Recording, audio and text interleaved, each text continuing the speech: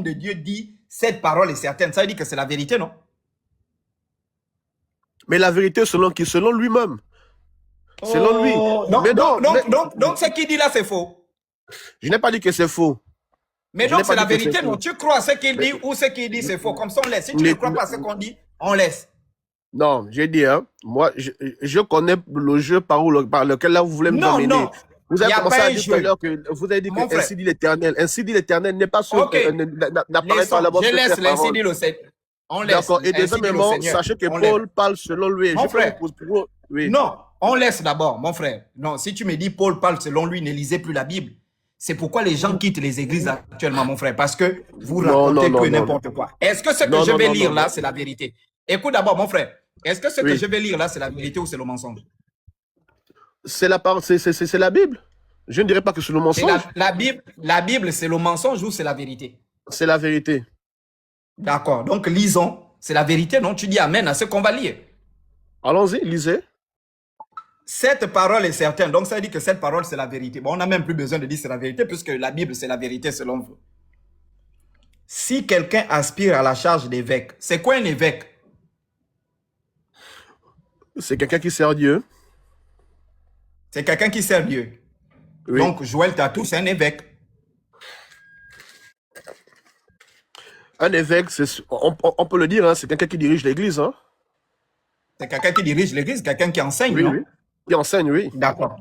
D'accord. Il désire une œuvre excellente. Donc, si quelqu'un veut devenir évêque, c'est une volonté personnelle. C'est vraiment une très bonne chose, servir Dieu. Maintenant, la condition, il faut donc que l'évêque soit irréprochable, mari d'une seule femme. Joël Tatou a eu combien de femmes? Il est marié à une seule femme. Il est marié à 2 femmes. Non, je suis désolé, Joël Tatou est marié à une seule femme, Simiane. D'accord. On peut lire la Bible. Mais lisons la Bible, moi j'aime lire la Bible. Matthieu 19.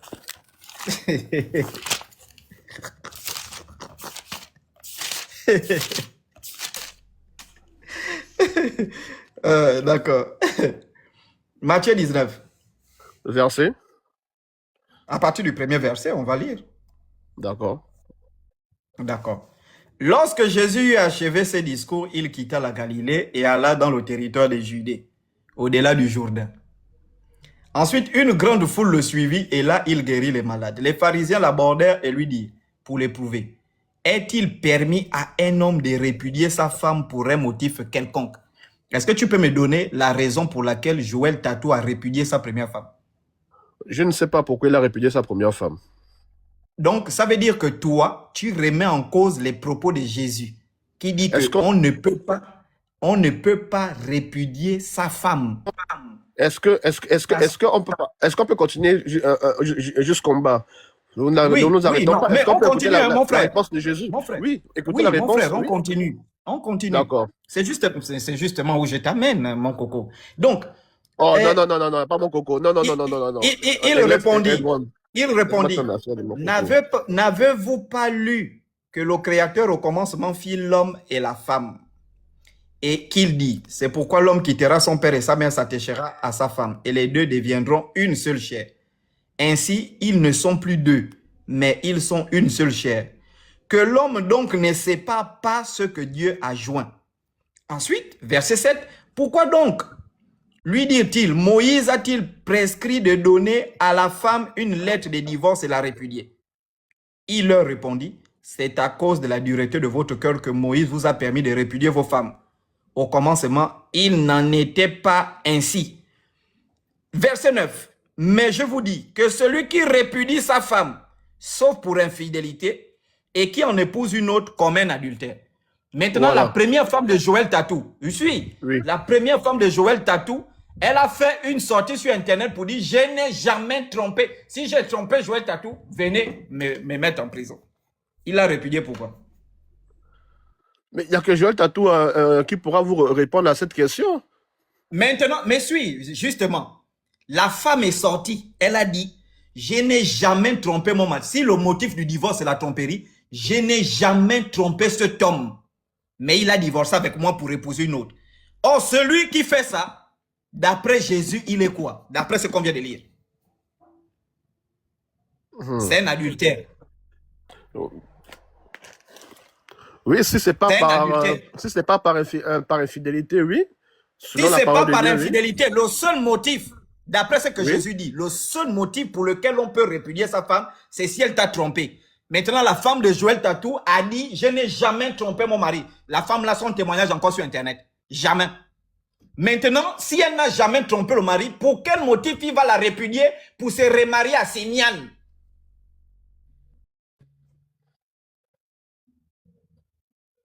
Ouais, moi, je ne parle pas, je suis pas là pour parler de la vie de Tatou. Si elle a répudié Maintenant, sa je famille, là, ça repose sont les encore la questions qu'on question. devait poser au Suivez, prophète. je réponds, l'honorable Oui, Ngod.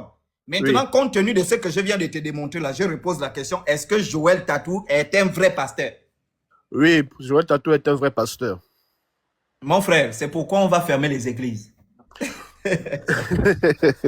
On attend la pétition, comme vous l'avez annoncé, on verra ce que ça va donner.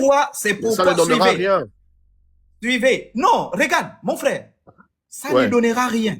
Au Rwanda, il y a eu la guerre civile en 1994. C'est bon? Je t'informe qu'avant la guerre civile, il y avait des pétitions pour fermer les églises. Ça n'a pas donné. Il y a eu la guerre civile. Le Rwanda s'est reconstruit. Ce n'est qu'à partir de 2022 qu'un président arrive, il ferme les églises. Ce que moi je fais aujourd'hui. Le Rwanda n'a pas fermé les églises. Ah bon? Non, non, non, non, non. Il n'a pas fermé les églises. Non, non, le président Kagame n'a pas fermé les églises. Il a demandé à ce que les églises puissent se conformer aux lois.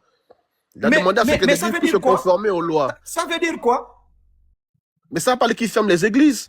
Que les églises, c'est normal. Qui n'étaient pas conformes aux lois ont ouvert. Il en a fait. Il y a combien des églises qui ont fermé? Je n'en ai pas le nombre exact, mais c'est juste pour dire. Il a fermé, écoute, il a fermé 3 fois. Première fois, il a fermé 8000 églises. Deuxième fois, il a fermé 6000 églises. Là, récemment, il a encore fermé, je crois, 8000 églises. Non, non, non, non, non. Les églises sont fermées. Non. Moi, je connais bien le dossier. Je suis l'actualité au Rwanda. Il a demandé aux églises de se conformer aux lois en vigueur du pays. Mais c'est ça le discours politique. Le discours politique, c'est quoi? Il ne va pas venir dire fermer les églises à cause de la communauté internationale. Il va dire conformez-vous. Ceux qui ne sont pas conformes, on ferme. Mais voilà, d'accord. Mais il faut mais est-ce qu'ils ont réouvert? Tu es parti voir que les 6000 églises qui ont été fermées là ont réouvert. Il y en a des églises qui ont réouvert. C'est pas possible. Mais si les églises qui n'étaient pas conformes sur le plan président juridique... Paul Kagame le président Paul Kagame, après la fermeture des églises, j'ai suivi son discours, il a été clair. Il a dit, on a fermé 6000 églises. Si les 6000 églises là pouvaient être 6000 entreprises, ça devait beaucoup aider le Rwanda. Quand un homme d'État tient ce discours, oui. Est-ce qu'il a fermé les églises parce que les églises étaient fausses? Ou bien parce qu'il ne croit pas en Jésus? Il a fermé les églises parce que les églises escroquaient. Il a fermé les églises parce que... Oui, allez-y, allez-y, allez-y. Oui, il a fermé les églises pour des questions de sécurité nationale. D'ailleurs, c'est l'argument qui est utilisé. Si tu doutes, je te fais lire ça tout de suite sur France 24. Si tu doutes. Il a dit, on ferme les églises pour questions de sécurité nationale. Et il y a tout un, je crois, un groupement armé ou un ministère, le ministère de la Sécurité nationale, quelque chose comme ça. Ils ont décidé de fermer les églises pour développer leur pays. Donc, pour revenir sur la question. D'accord. Pour revenir sur la question. Oui. Pour revenir sur la question. Ce que je mène aujourd'hui comme combat, tu comprends? Ce que je mène aujourd'hui comme combat, ce n'est pas nécessairement pour qu'en mon vivant, ça se réalise. Ça peut se réaliser en 2050. Ça peut se réaliser en 2100. Plus on avance, plus les vérités sont en train de sortir. Et les gens prennent conscience. On est dans un combat d'éveil de conscience. Tu n'imagines pas combien de gens j'ai fait sortir des églises chaque jour, moi, par le combat que je mène. Et c'est ça, les gens qui sortent des églises. Parce que tu vois, même étant chrétien, quand tu dis, mais combien des églises tu as fermées? Mais une personne qui sort de l'église, c'est une église fermée parce que la vraie église, c'est l'individu. Hein, honorable Ngod? J'écoute, j'écoute. La vraie église, c'est l'individu. Donc, le vrai combat, c'est quoi? C'est l'éveil de conscience. Parce que quand les gens vont prendre conscience de la fausseté, de la manipulation, dont beaucoup de ces gourous s'élèvent pour manipuler les brebis. Toi, tu dis que tu es né dans le christianisme. C'est une très bonne chose. Tu as quel âge, mon frère? Honorable. J'ai 33 ans. 33 ans, non? Oui. Ton papa est pasteur, c'est ça? Mon papa est décédé. Ah, mais tu as dit que ton papa est pasteur ou était pasteur, un truc comme ça. Non, non. J'ai dit, je suis né de l'église. Ma maman, j'ai ma maman qui prie à l'église. Ma mère, ma tante qui est pasteur. J'en ai plein d'autres. J'ai des frères prêtres. D'accord. Voilà. Ah, d'accord. Donc ta tante est pasteur. Je connais là où tu veux m'emmener, je ne vais pas rentrer là, là-dedans. Je suis venu te poser une question. J'ai la réponse à ma question. Nous, on te dit pourquoi nous quittons les églises. Donc, tu as ta tante qui est pasteur. Oui, oui. Et donc, quand elle est en règle là, elle prêche. Je ne sais pas à quel moment elle est en règle. Mais elle est pasteur, ça veut dire qu'elle dirige une église, ça veut dire qu'il y a un programme. Lundi, elle prêche, mercredi, elle prêche, vendredi, elle prêche, dimanche, elle prêche. Parce que les prédications sont au moins, dans une église qui se respecte, au moins 3 fois par semaine.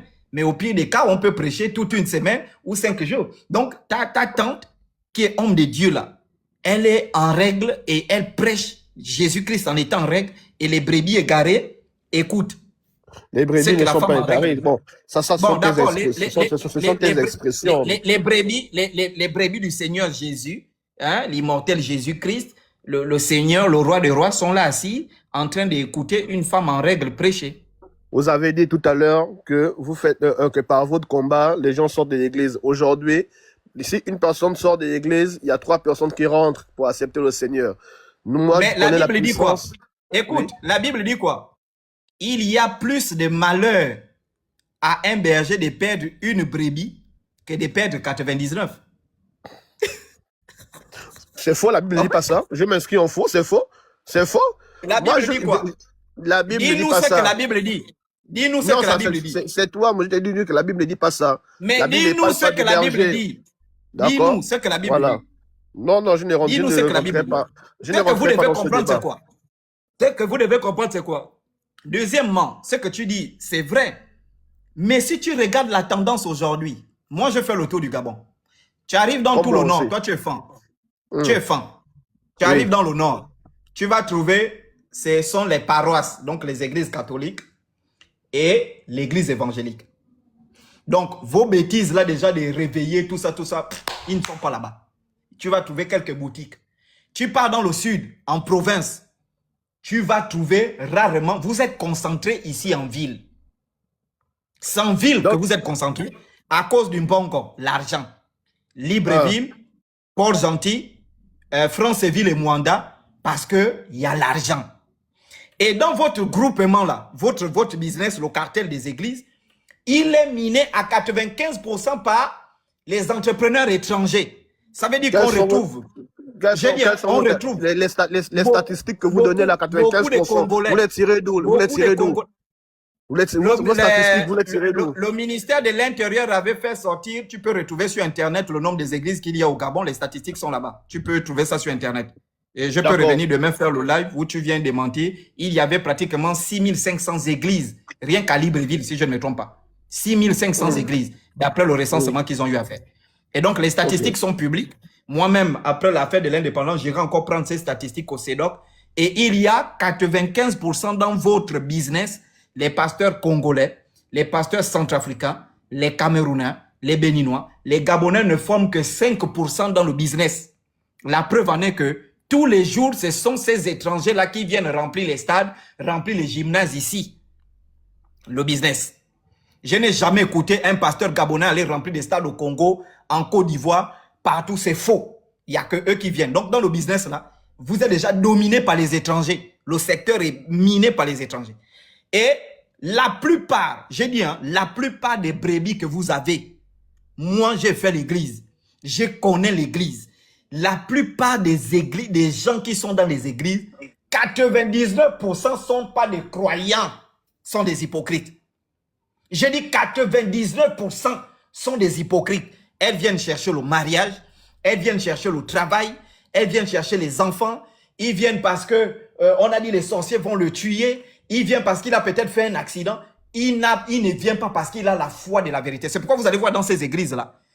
Rares sont aujourd'hui les églises, parce qu'à l'époque, hein, il y avait quand même des églises qui prêchaient la sainteté. Aujourd'hui, on fait les compromis avec la parole pour garder les clients. La sainteté aujourd'hui, tu trouves les gens sont souillés jusqu'à la moelle. Si tu prêches la sainteté, c'est-à-dire qu'un message sur la sainteté, la sanctification en outrance, les gens vont dire que tu es un mauvais pasteur, ils vont fuir. Aujourd'hui, les gens cherchent les prophéties. On te voit dans les boyaux, on vole le code du numéro de téléphone. On te dit, ton numéro de téléphone, c'est le 097, tel. Oui, tu as une grand-mère qui aimait porter le slip rouge. Elle avait enterré le crâne. Voilà ce que les gens partent écouter dans les églises. Donc, quand tu me dis que une personne sort de l'église, c'est toi qui rentres, mais les trois qui rentrent là sont faux.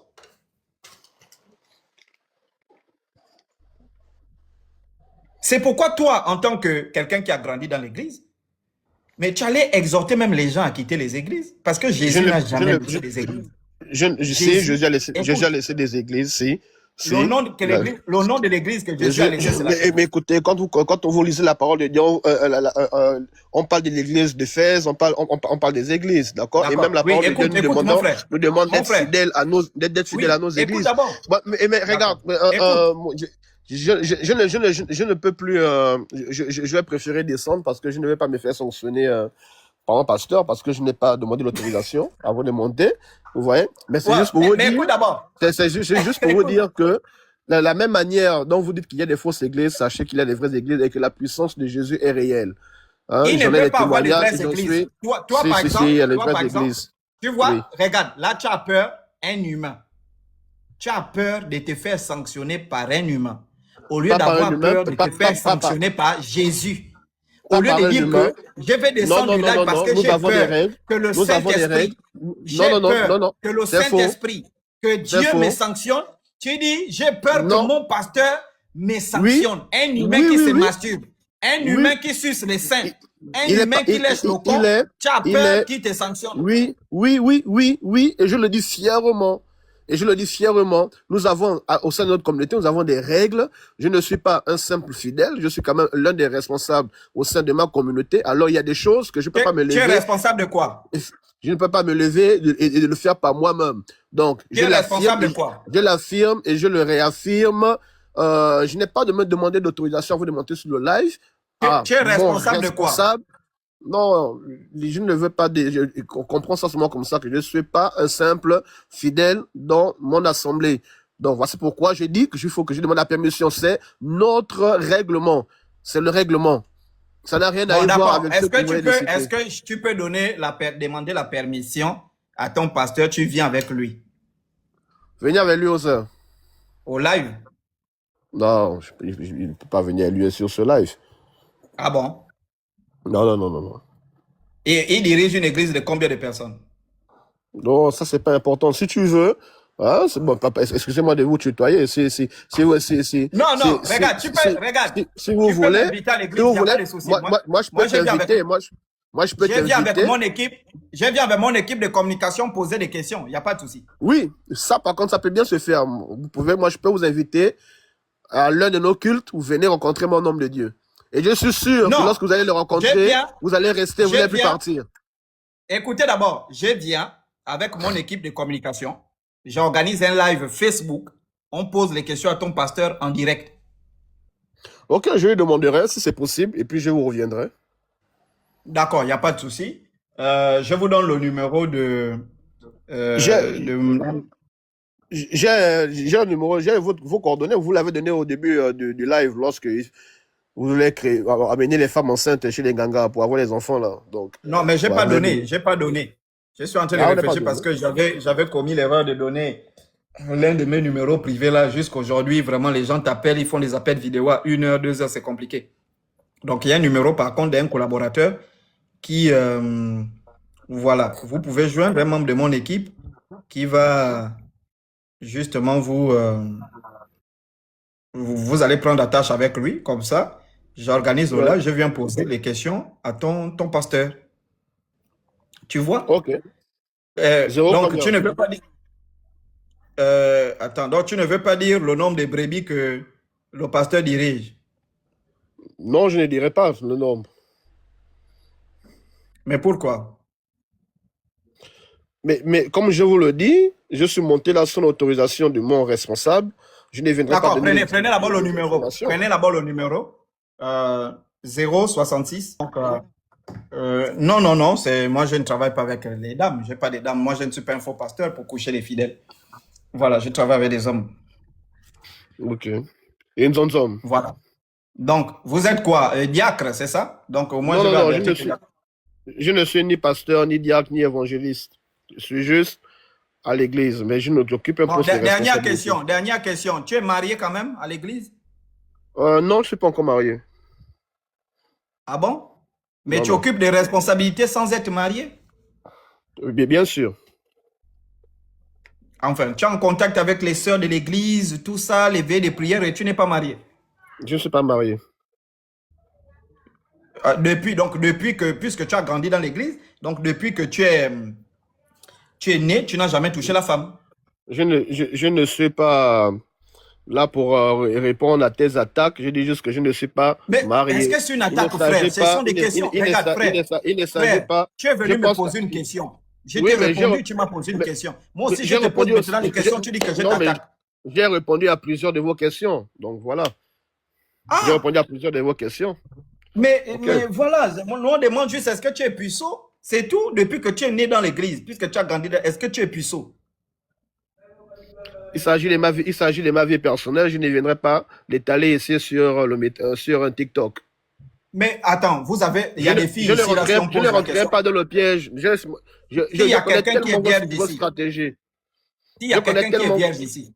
Non, je connais tellement vos stratégies. Vous travaillez plus sur l'émotion psychique. Donc, je ne vais pas rentrer à l'intérieur. Donc, je dirais, je ne parlerai pas de ma vie personnelle. D'accord? Voilà. Mais il faut savoir que l'église, c'est comme un hôpital qui accueille tout le monde. D'accord? Mais toi, tu as grandi dans l'église. Comment quelqu'un qui grandit dans l'église, tu as fait comment pour ne plus être puceau alors que tu n'es pas marié? D'abord, je ne t'ai jamais dit que je n'étais pas puceau, mais que j'étais puceau. Je ne t'ai pas répondu sur cette question. Donc je ne rentrerai pas dans ce débat-là. Donc, je pense que voilà, tu m'as dit c'était la dernière question. Ouais, je reste dans le live. Je vais descendre avec les chocolatiers. C'était un privilège pour moi d'échanger avec vous. Non, c'était vraiment un privilège aussi, mon frère. T'inquiète. C'est vraiment un privilège. Reste dans le live pour écouter les enseignements. Et puis le reste, on attend ton appel pour le live dans ton église. D'accord, ça marche. Ok. Et bonne fête de l'indépendance. Merci. Oui, madame. Oui, bonsoir le chocolat. Alors, bonsoir, moi, j'appelle juste, c'est juste pour te dire que franchement, n'arrête pas le combat. Parce que pas plus tard qu'aujourd'hui, je scrollais sur TikTok. Je suis tombée dans un live d'une église à Midoubé, là-bas, au Gabon. Du coup, le pasteur, il demandait à un fidèle que donne-moi le code de ton compte en banque. Il a donné devant l'assemblée. Et il a demandé au fidèle, tu as combien? Pourquoi vous n'avez pas enregistré? J'ai enregistré. Parce que moi, ça m'a choqué. Et il a... Envoie-nous ça. Vous avez retenu le numéro que j'ai donné là? Ah non, j'ai pas retenu. Je vous redonne le numéro, vous nous envoyez ça sur WhatsApp et puis on va dénoncer ça. Pourquoi lui-même qui est pasteur, s'il a le pouvoir de multiplier l'argent, pourquoi il ne multiplie pas son compte en banque? L'argent de son compte en banque. Pourquoi c'est pour un fidèle qui vient multiplier? Voilà. C'est extraordinaire et les gens sont là, oui, amen, amen, amen, amen de quoi? Et comme tu disais, c'est le désespoir qui les emmène à l'église. Personnellement, moi, je suis chrétienne, je crois en Dieu, je l'aime parce que c'est mon créateur. Je n'ai pas à l'obliger à lui dire, Seigneur, donne-moi ci, donne-moi ça. Il me donne ce qu'il veut me donner au moment où il aura envie de me donner. Mais les gens des églises de réveil là, eux là-bas, c'est, oh, Dieu doit me donner ça. Il n'est pas obligé de vous donner quoi que ce soit, il ne vous doit rien du tout. Si vous voulez aimer Dieu, aimez-le simplement parce que c'est votre créateur. Arrêtez de croire qu'il doit vous donner, il a une obligation envers vous. Il n'a aucune obligation envers vous. Laissez-le un peu se reposer. Ah! Mais moi, je prends un exemple simple. Hein. Je prends un exemple simple.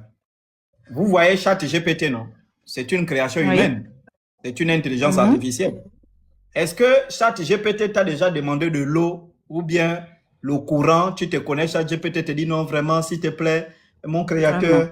Donne-moi de l'eau. Non. Vraiment. Tu te connais, ChatGPT dit oui. En quoi puis-je t'aider?